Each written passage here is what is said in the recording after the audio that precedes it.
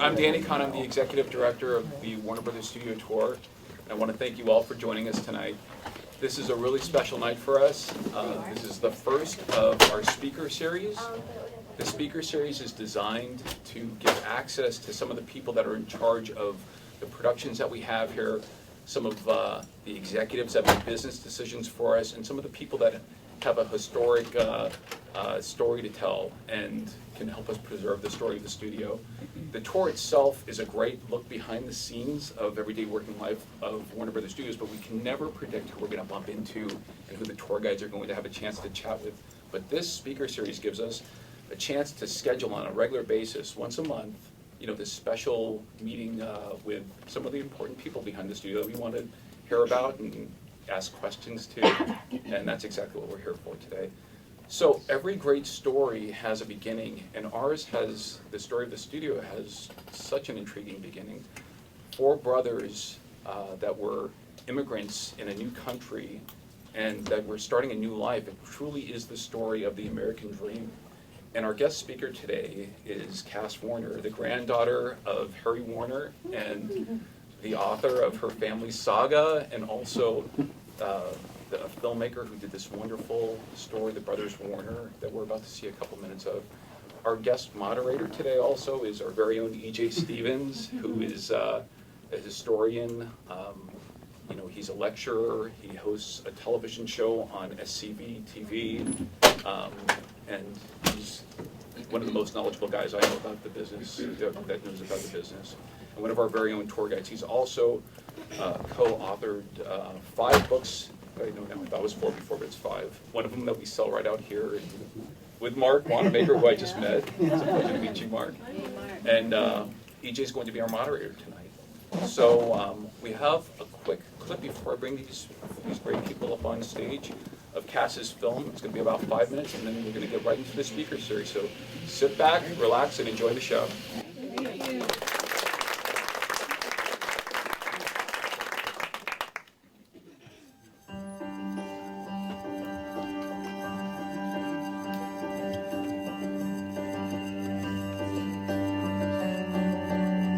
It is not the challenge of dollars. It is the challenge of ideals and ideas. If the producers of pictures see only the dollar, then I believe those production efforts will fail. This is Harry Warner. With 3 of his brothers, he founded and ran Warner Brothers for over 50 years. They did this with no education, a huge amount of chutzpah, and the belief that as long as they were told they couldn't do something, they knew they were on the right track.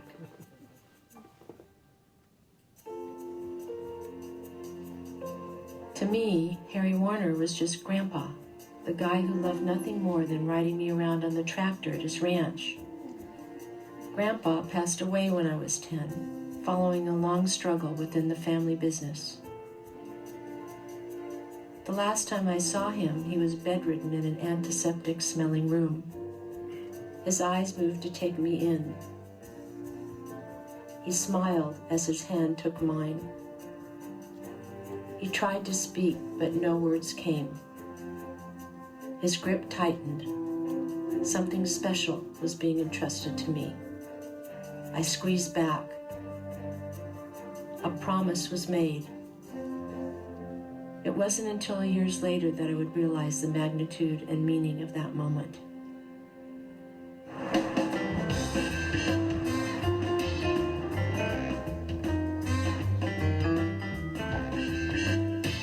As a kid, I often went to the studio lot. As long as the red light wasn't flashing, I could go into any soundstage and watch the magic happening. Let's move in on a close shot. It was better than going to the circus. It was a place of wonder, a kingdom, and a factory of dreams and creativity being fashioned by my grandfather and his brothers.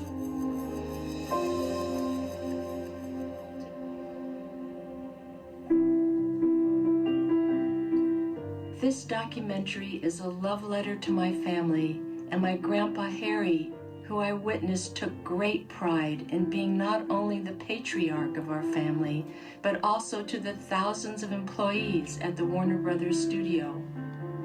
4 brothers had a very big dream in the early 1900s to be in the film business despite the odds against them. Realizing this medium was an extremely powerful communication tool and cooperative art form, they were the first to use film to educate, entertain, and enlighten. Their signature was making socially conscious films in the 1930s and 40s and ripping stories out of the headlines of newspapers emulating this motto. From a family of 9 children, 4 of them formed an alliance and were a phenomenal team for over 50 years. Harry was the president and financial wizard and strategist. Abe was in charge of marketing and distribution. Sam was the technical visionary and in charge of production until his untimely death in 1927. Jack helped Sam with production duties and then became head of production, running and delegating the day-to-day operations. Lucky for me, folks worked 6-day weeks while I was growing up, as I would come with my father, Milton Sperling, writer-producer, who would bring me to the lot every weekend to witness the magic happening. This is when I got bit by the bug and began my own journey in the business. Being mentored by my father and Howard Koch, the writer of Casablanca, I tasted the thrill of being a writer and producer and began my own production company, Warner Sisters, after my book on my family was published. 4 brothers revolutionized Hollywood with their dream. The potential force of motion pictures for good has just begun to be tapped. All we have done is only a foundation for future greatness. But we can take pride in the fact that our foundation is a firm one. It is solid bedrock for future generations of pioneers to build upon.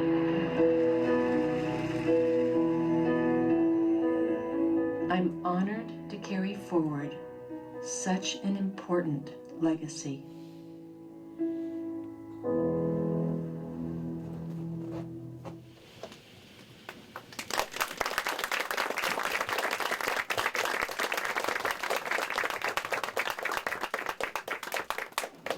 So please join me in welcoming Cass Warner, our historic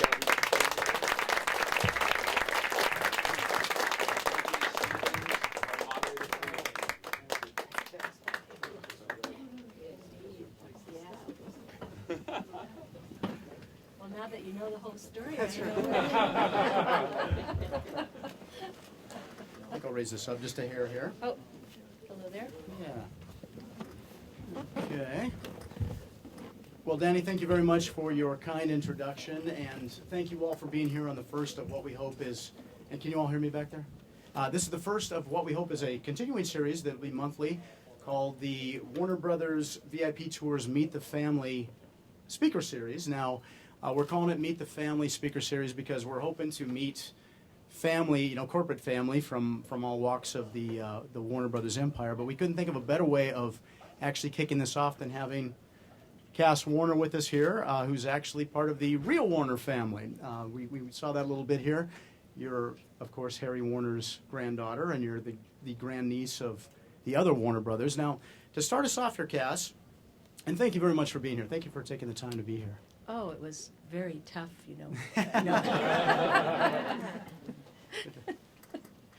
I have an office. That's right. So several steps away. So. Well, to start us off, now we are so used to thinking of Warner Brothers. I know that even those of us who work here, we're so used to thinking of Warner Brothers as the corporate entity. We see the water tower out here. We see the crest up there on the water tower, and it's so like in your documentary, you go out actually on Hollywood Boulevard and you ask people, who were the Warner Brothers? And a lot of people don't realize they were actually 4 brothers named Warner. Yeah, Okay. They thought it was a brand name. That's right. Yeah. So now this was something you never forgot since you were part of the Warner clan there. But what was it like growing up as part of the Warner family? Ooh, very special, but also very normal. I mean, I never knew I was any different. Is this working okay, guys? Can you hear me all right? It's coming through. Okay, good. I never knew I was any different than anybody else until a girlfriend came over to our house one weekend, and on the weekends we used to watch double features in our living room. And my dad, who was in the business, would have people over to watch the movies with us. And she froze at the door of the living room, and I had no idea what was wrong with her. And I really had no idea. And I said, "Are you okay?" And she said, No. That's Natalie Wood, and that's Richard Burton. And I went, "Yep." And the next thing I knew, she could not go in the room. And the next thing I knew is we were no longer friends. So that was the first time I realized that something different was going on. How old were you this time? I was about 10. Okay. Mm-hmm. So was this a common thing to have celebrities come over to the house? And Yeah. I mean, my dad, worked as a writer-producer, and he was constantly making movies, and so he would have people who he was working with come over for dinner and a movie. So now, speaking of your father, we saw a clip of him there, Milton Sperling, who was an Academy Award-nominated producer and screenwriter. So you got quite a lineage going there. Now, you mentioned just briefly there in the documentary that you used to come to the lot with him. Yeah. What was that like? Oh, it was my most favorite thing to do in the world. And it was every Saturday, because, like I said, back then they worked 6-day weeks. And people didn't complain about it. Okay. It was like, oh boy, we get to go to work on Saturday, No, it was a magical time. You couldn't get on the lot, very similar to now, unless, they knew who you were and that you had some reason to be on the lot. I did notice that.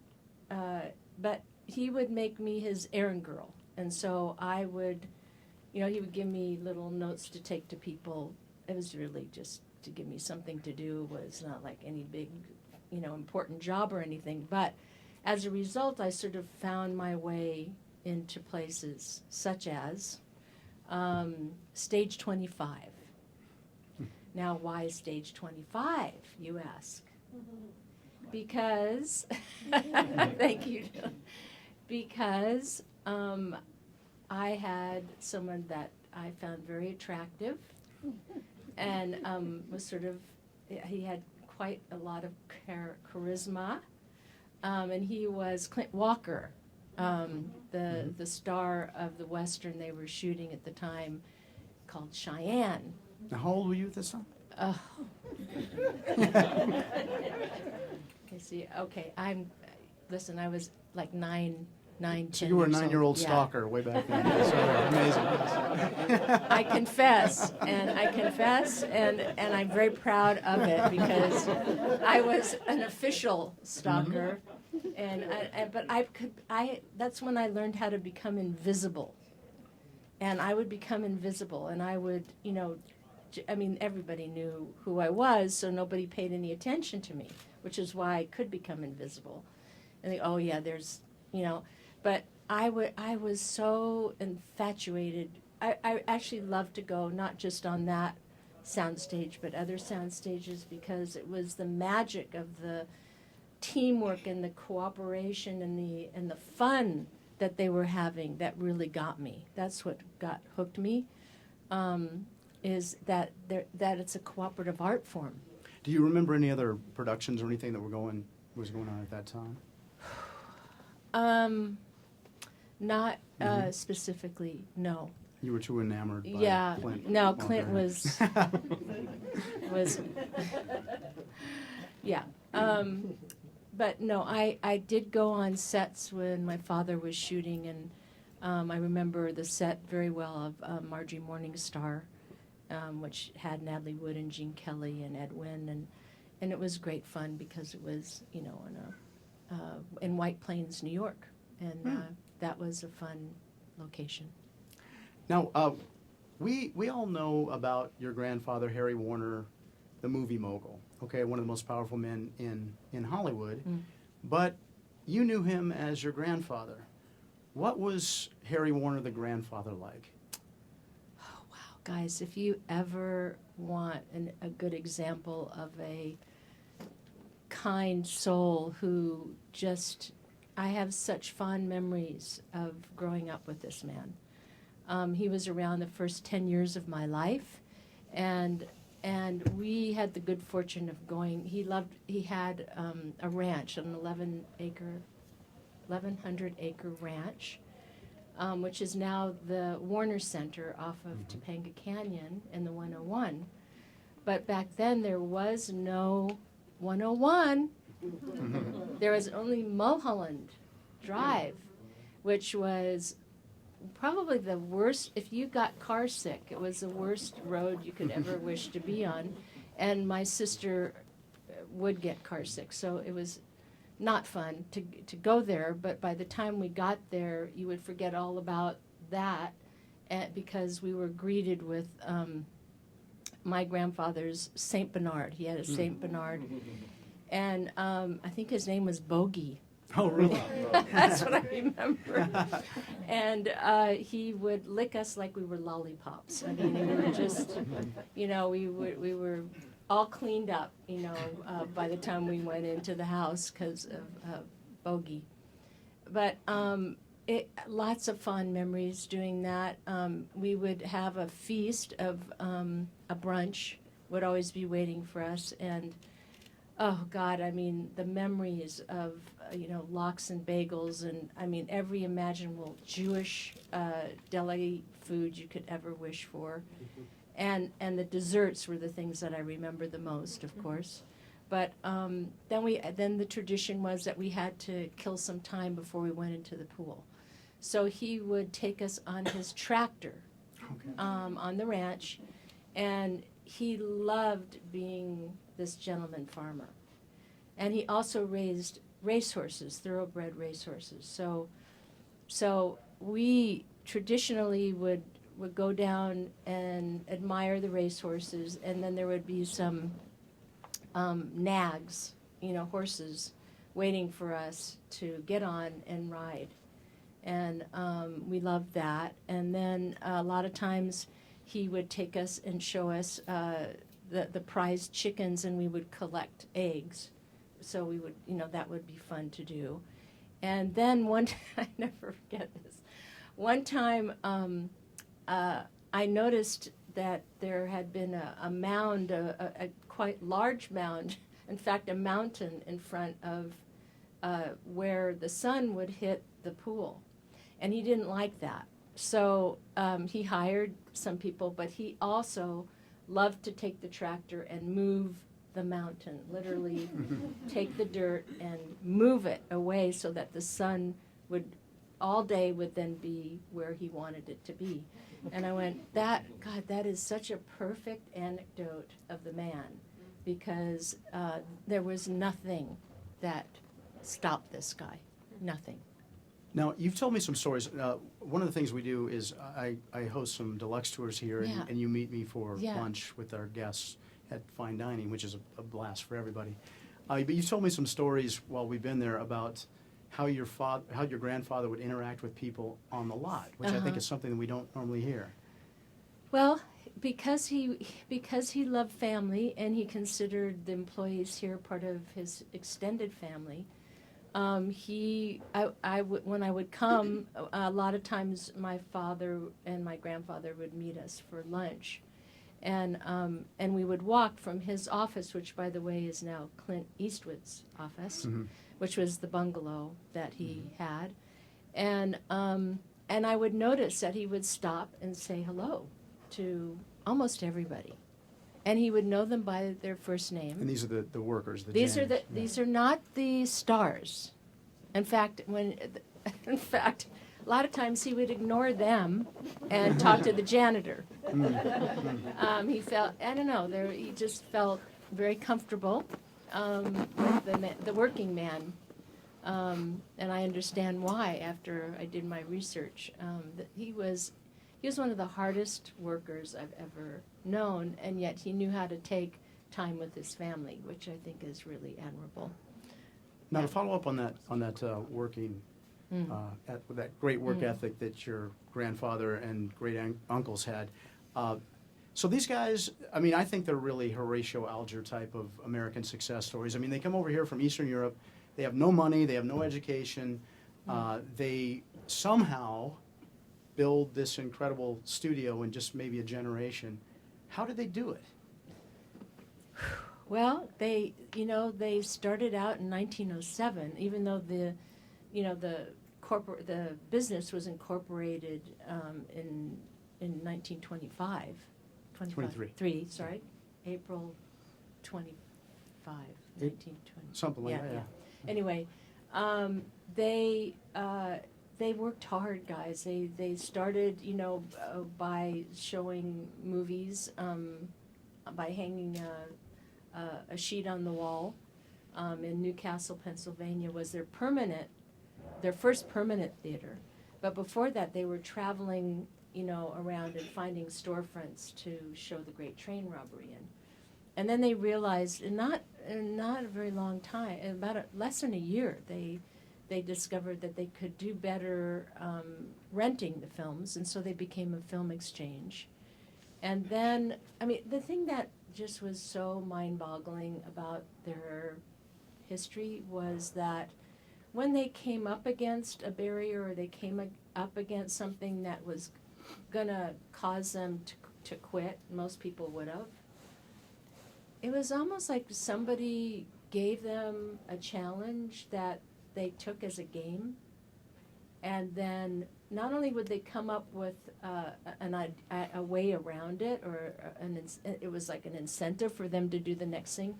The idea that they came up with was actually better than the first one that they had. So, that I just discovered over and over and over again in their history. Thomas Edison, for instance, in the early teens, 1910s, he tried to create, he did create a trust or a monopoly on using the projector that he and others invented. And you had to pay, for that. And the brothers and others didn't want to pay, because also along with that, if you didn't pay, you wouldn't get the films. So it was really pretty nasty. And to add to it, there were thugs that if they found out you had done this behind the scenes, you get beat up. So it wasn't a pretty scene on the East Coast, which is interesting because then that's one of the reasons why they migrated to the West Coast, other than that there was sun all the time. And so when they got here, they really had, they had their film exchanges all over the country, but they had a difficult time getting the films. So what did they do? They went and they produced them. That's not an easy, I say that like it's very easy, but it wasn't easy. And my grandfather, I wish I could sit down with him and ask him how he did it, because they didn't have much collateral at the time to go to bankers, and they were Jewish and bankers weren't Jewish. And somehow he managed to raise the money, for everything that they did for over 50 years. There's a cute little anecdote which I love, which is one time someone from the press asked him how he did it. How did he manage to keep the studio alive? And he went, well, it's just like every time you meet a girl, you kiss them. And he went, yeah, but don't you get slapped sometimes? Go, yep, sometimes I would get slapped, but sometimes I would get the money, you know? So, you know, I mean, he had a sense of humor, which is great, because he was not a ladies' man. He was, yeah. So now we all know about the conflicts that your grandfather would have with his brother Jack. I mean, that's pretty common knowledge, and they wouldn't always see eye to eye. But I was wondering, how did that translate to the dynamic of the families? I mean, did you have very much contact with the other family members? Well, let me ask you this first. Did you ever meet Jack and his brother Albert? Did you ever, in fact, meet them? I did. I didn't see Jack very often. Mm-hmm. Jack was not at our family gatherings. I did hear about him a lot.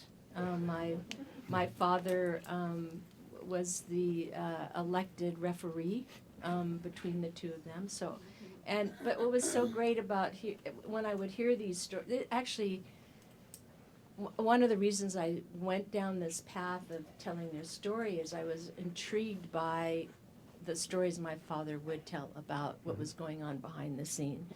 And then I would come here and I would see this booming creative business. And it just was like, huh? How does that work? So when they were as a business team, they were phenomenal. Right. Which is really what I want to emphasize. I mean, for over 50 years, these guys were a phenomenal business team. And that's I mean, I don't know how many family businesses can claim that. I really don't. So I admire that a lot. So Jack, I did, it's so interesting. I used to keep a journal as a teenager, and I found a page in my journal when I was doing my documentary that I wrote when I was 15. And I described Jack. And at first I was I really was really amazed at how much, how full of life he was. And then by the end of the evening, I was actually feeling sorry for him, because it was like he was on all the, he had to be entertaining in you and, you know, cracking horrible jokes and, I mean, just, you know, just being the one in the limelight. And it was so opposite to my grandfather. I went, well, no wonder they did. I mean, their personalities couldn't have been more different. And there was an age. And there was 11 years. There was 11 years difference, you guys. That's almost a generation. So, anyway, I'm of the frame of mind that I wasn't there. I don't know exactly what happened. All I know is that when there is that kind of conflict between two people, there's always somebody who's fanning the fire for whatever reason that helps them to achieve what they want to do. So that's a whole other story.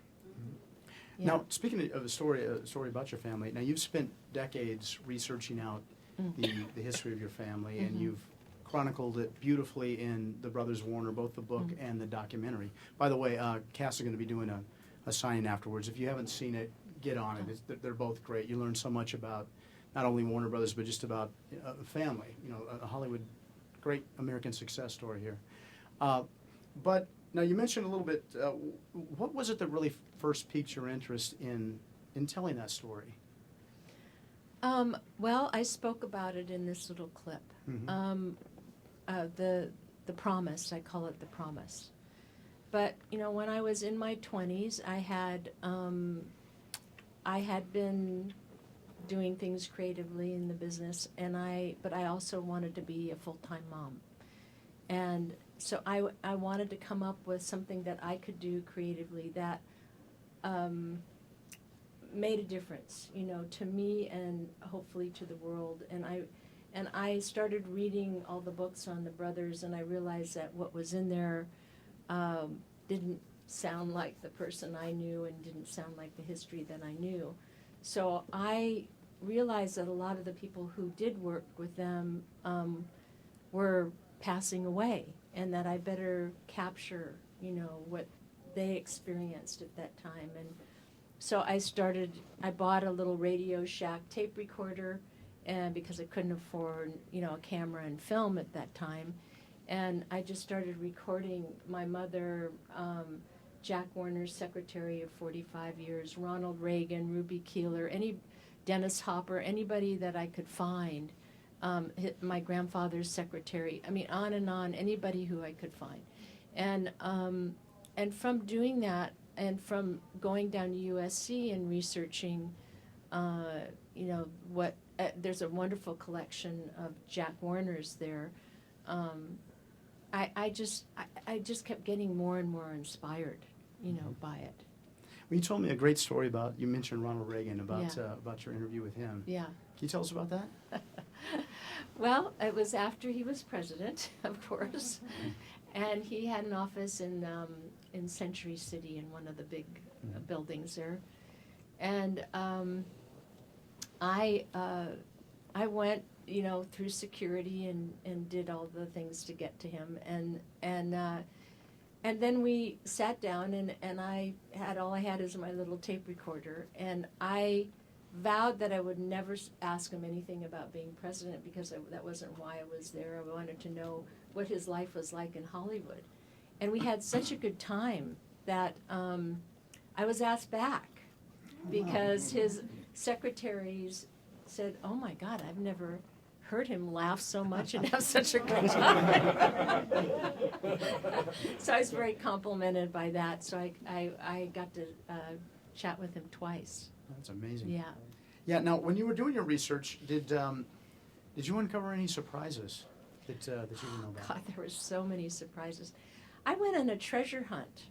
I was constantly on treasure hunts, in my family's garages and attics and whatever I could find, because for some reason, and I didn't know until later why there wasn't a lot of my grandfather's memorabilia. But I did uncover beautiful big scrapbooks that were my grandfather's, which I'm happy to say I just donated to the Academy. So they're now there for anyone who wants to go and look at them. But I also discovered in my aunt's attic, she didn't even know she had it, were these record albums that they used to record my grandfather speaking on.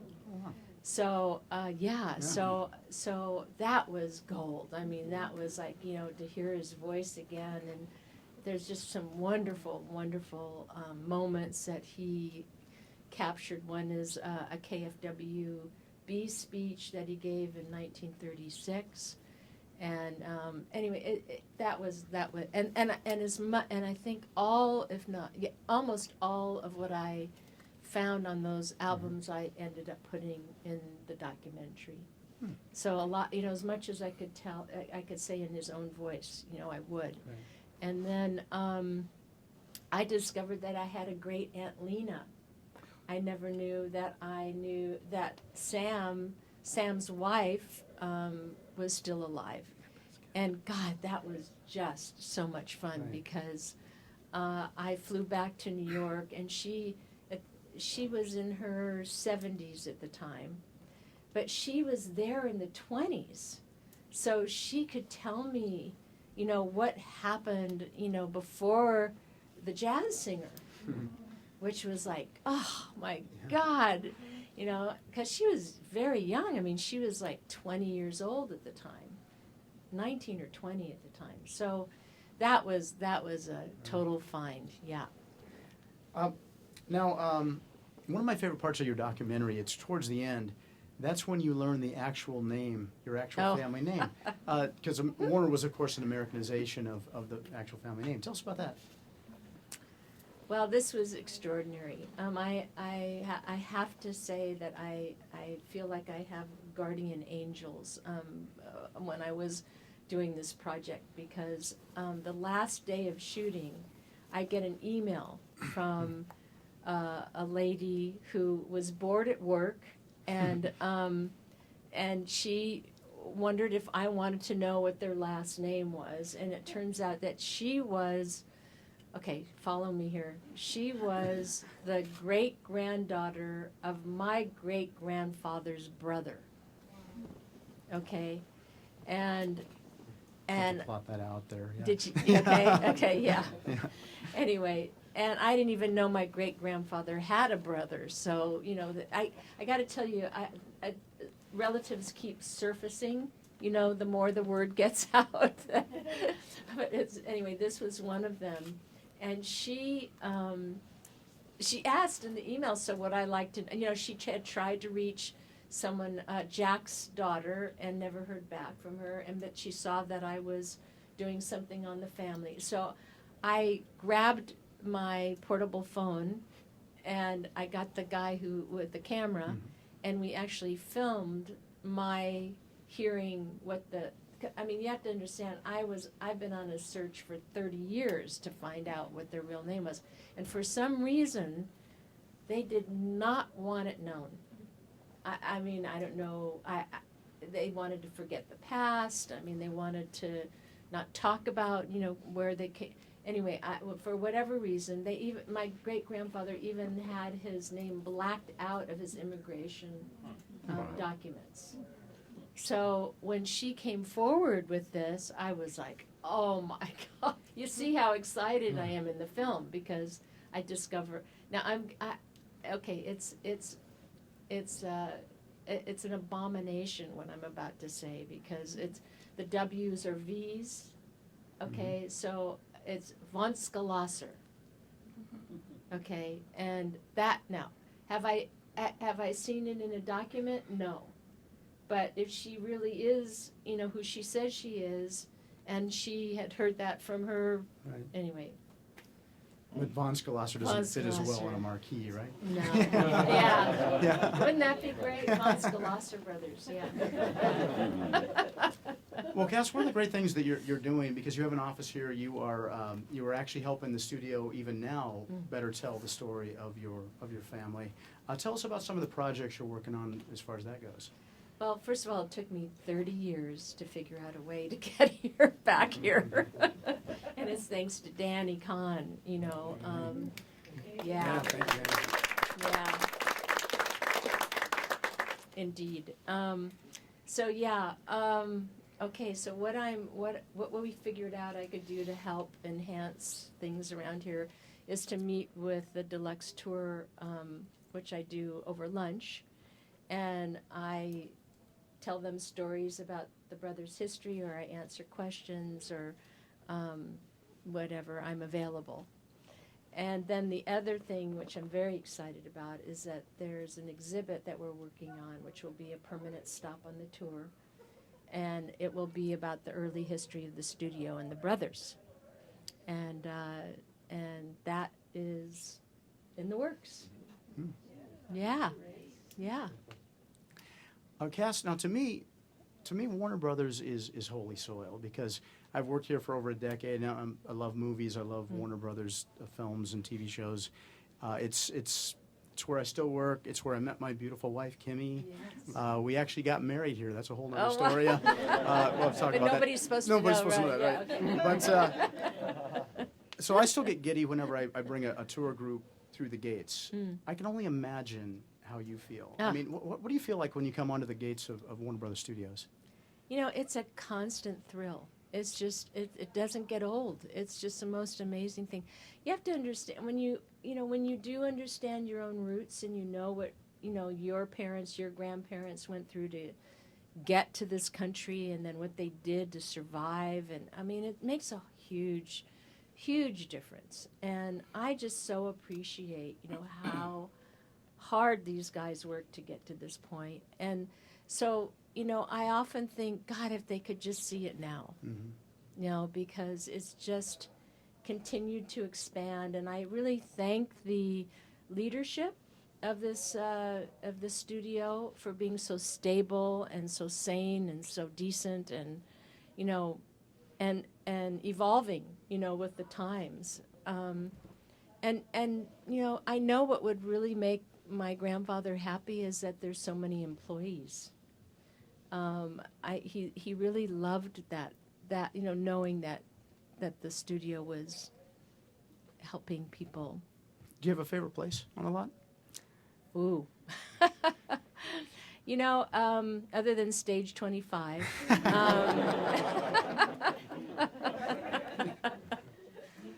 I would have to say my grandfather's bungalow, because I sort of remember him behind the desk there.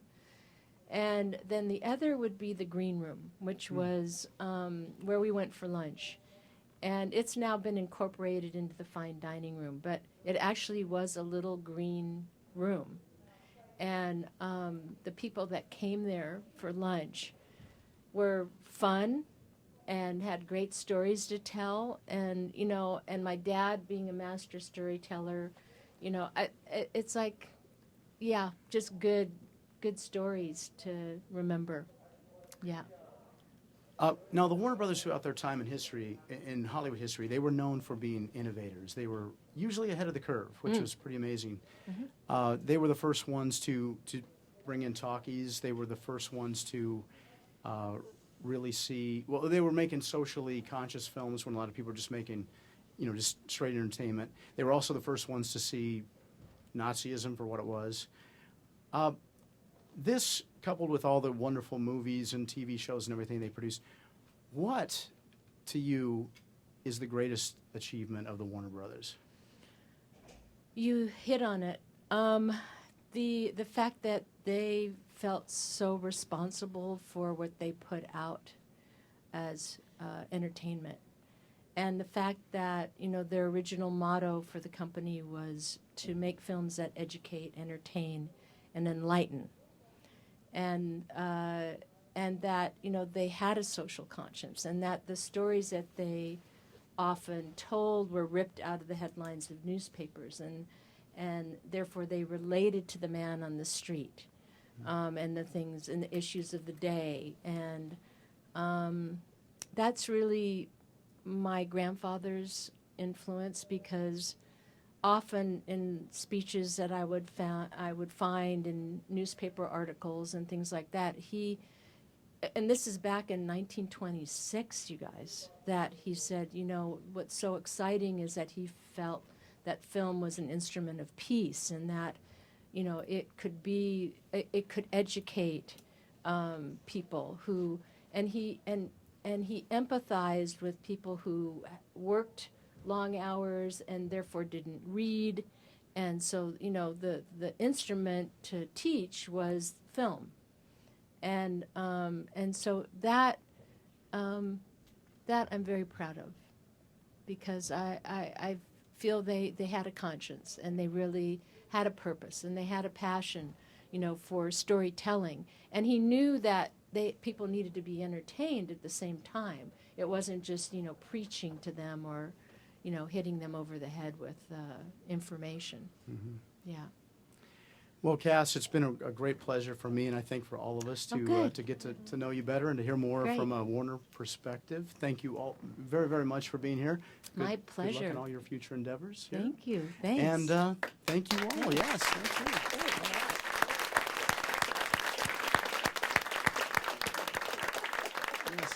That was just amazing, guys. I want to thank you both so much. Cass, thank you for sharing with us tonight. My pleasure. Just going to open up the microphone to a few questions. Tom, please go right ahead.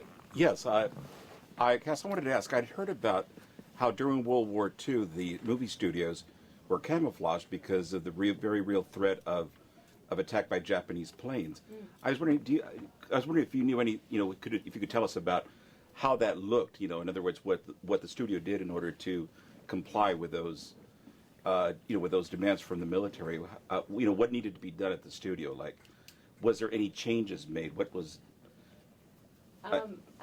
Mark, can you help me on this? Because what I remember is that there was something they put on the roof. I heard basically during the war, they were worried that this was a factory that was making planes or munitions. So the way to do it is they got the drapery department to come out with a special kind of camouflage. They literally camouflaged, they put them on the roofs. Can you imagine this giant studio? And on top of the camouflage was a paintings of landscape. Yeah, but get this. Studio ingenuity. It was, they were farms, so there were farmhouses, little bit, miniatures. So when you're flying above, you see farms and you see fields. And that was the camouflage. Wow. And only was Warner's that did it. Wow. That's The awesome. world of illusion. Yeah, we still have it. Yeah. Yeah, Mark Wanamaker also folks.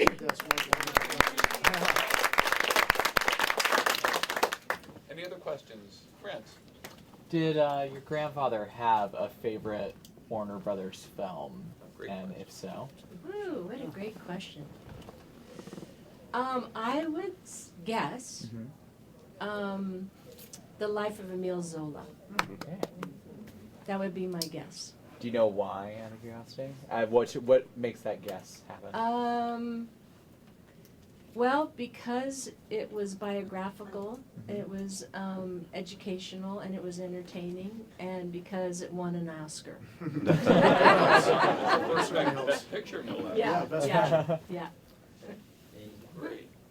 Folks, any other questions? Now's the time to ask. We have a Yes. couple more. Sir, if you'd like to go first. So what questions, your grandfather died when you were young, when you were 10, and you've done a lot of this research. What questions would you really want to know from him if you could sit down and have a conversation? Oh, what a great question.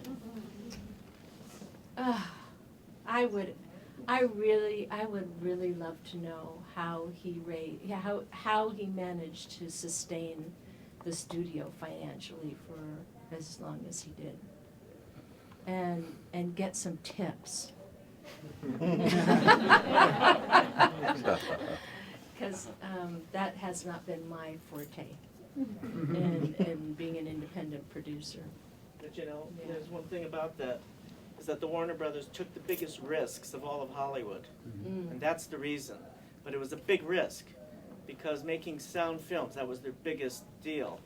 I mean, before that, they were having trouble, and they had Rin Tin Tin that helped save them. Yeah, yeah. But sound is the big deal. Now, they were the first to make talkies, but not the first to make sound films. There have been sound films back to 1895 with Alice Guy Blaché in France. Alice Guy Blaché is the first woman director, and she made over 150 sound films between 1895 and 1905. Can you imagine? There was the DeForest Phonofilms company making films in the teens and the 20s. But the thing is this, as you know, IMAX, right? IMAX, how can you show an IMAX film in this theater? You have to build a theater. You have to put in equipment. So in other words, the Warners banked on supplying sound equipment to their theaters all around the world. Can you imagine how much that costs, all the bankers and everybody involved? And what if people didn't like sound films? Yeah, Death. yeah, yeah. That's why they're yeah. It's important. amazing Yeah. the risk they took. You know, Oh, they were the biggest gamblers Right. I've ever known. But they gambled on their dreams. There's a difference between, gambling. Stomach for it. Yeah, they had this, oh boy. It was a game. I think that's one of the reasons why he loved racehorses, because that was a gamble too. There was just something, it was a game. It was a game. It was a big game for him. And a high tolerance for risk. Yeah, yeah, very admirable. and Yeah. it runs in the family. Oh, Not everybody goes and makes a film or takes on Right. writing a book or Yeah. creating a museum Sure for their enough. family, so it definitely runs in. Yeah, you're right, Family. Danny. You are absolutely We right. had another question. Yes, it's so sad with runaway film production and movies really not being made here anymore. How would your grandfather been able to see that coming, or how would he get movies back in Hollywood? Great question. Wow. It's so magical when you walk on the back lot. Mm-hmm. It's Yeah. like church, Right, right. And it breaks my heart. I mean, it's wonderful TV productions happening, but Yeah. to resurrect the golden era again would just. It's a different time, you guys. It's just different. It's like digital has really evolved us into a arena which is pretty exciting. I think my grandfather would be thrilled, right? That anybody can pick up a camera and, shoot a film, and that there's all sorts of new distribution venues, and film is doing what he originally wanted it to do, which is to be an instrument of understanding, you know, and you know, the internet, he would absolutely love that, you know, people are communicating, you know, and he envisioned that. So the fact that it's happening, I think he would be delighted about. But I Back here, though. I understand that there's nothing as magical as being on the set of a film being made. There's just something really special and wonderful about that. So I understand what you're saying. I have to take a minute here to acknowledge that there is my granddaughter and my daughter and my son-in-law in the audience.